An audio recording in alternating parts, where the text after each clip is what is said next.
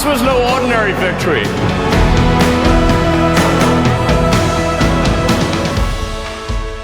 Let's talk about Elon Musk. He's Donald Trump's new confidant. The richest man in the world has a new job in hand. Apart from jumping around Trump, he's running the Department of Government Efficiency, DOGE for short. And the work has started. It is meant to dismantle bureaucracy, slash excess regulations, and cut wasteful expenditures. The goal is to do the same with the government, what Musk did with X. DOGE itself will have no power to cut spending. That authority rests with the Congress. So its day-to-day plans are sketchy. Musk is talking about taking DOGE to Mars. We don't exactly know what to make of that. And let me tell you, I'm gonna work my ass off for you guys. And we're gonna take DOGE to Mars.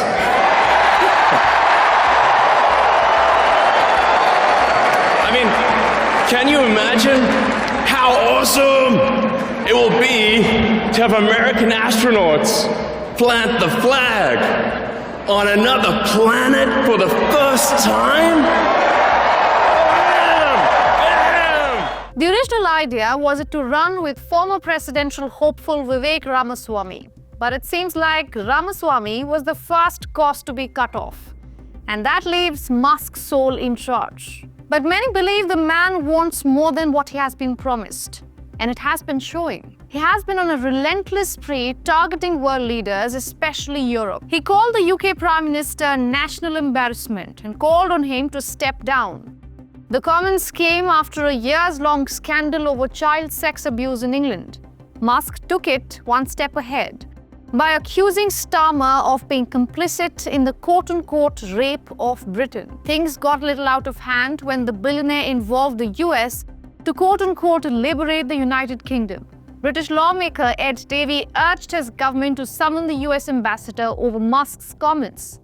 But that didn't stop the businessman. He even went against the Reform Party chief Nigel Farage. The remark has managed to build pressure on Farage to step down. A similar tone was struck against the German head of state.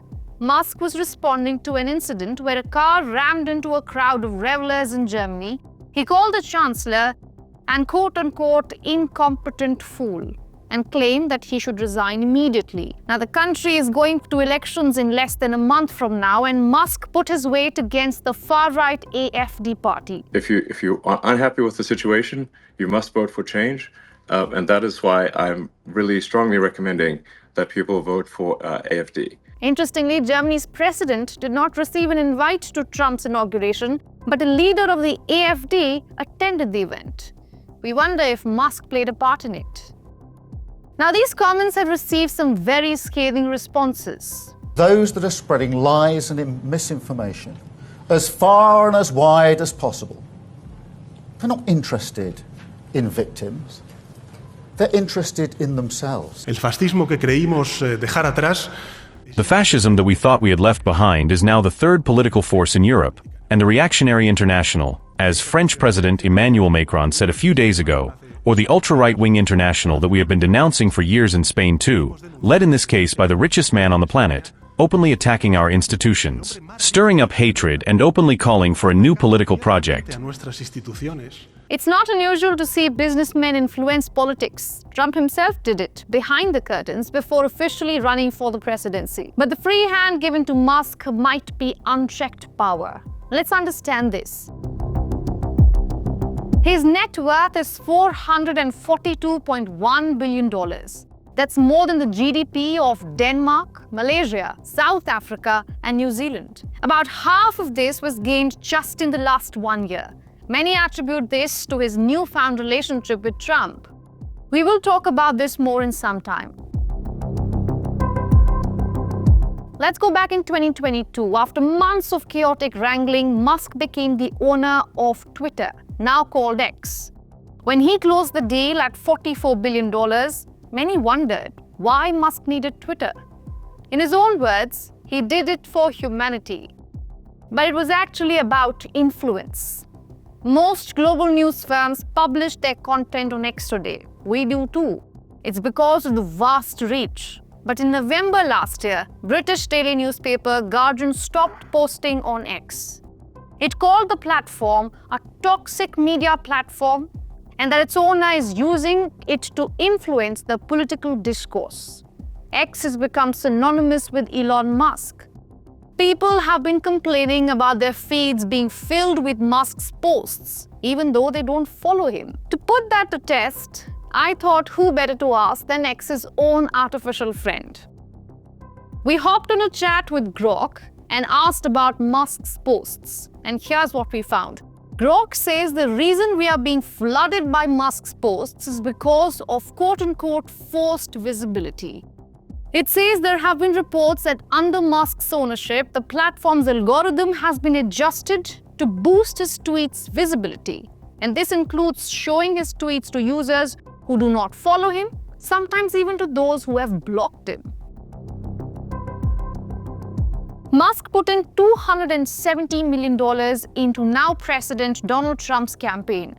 His involvement managed to rebrand Trump in many ways.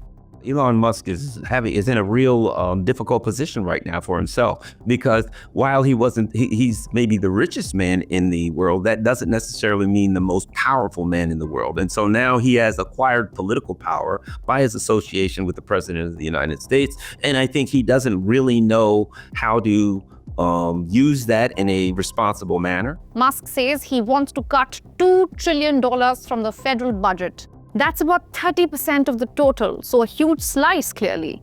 How that's possible is something we don't know yet.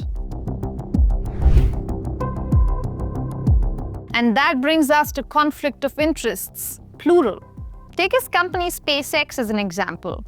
It was created in the year 2002, and it was only in late 2006 that it got its first contract with NASA, United States official space agency. Today, Musk's rocket company effectively dictates NASA's rocket launch schedule. SpaceX has contracts worth $15.4 billion with the government. Let's take another example, Starlink. There were reports last year that said Musk's satellite internet service was being used by Russia, an arch enemy of the United States. Something Starlink has denied, but it's business at the end of the day. Can diplomatic tiffs keep Starlink away from Russia? The million-dollar question is, what if there is a fallout between Trump and Musk?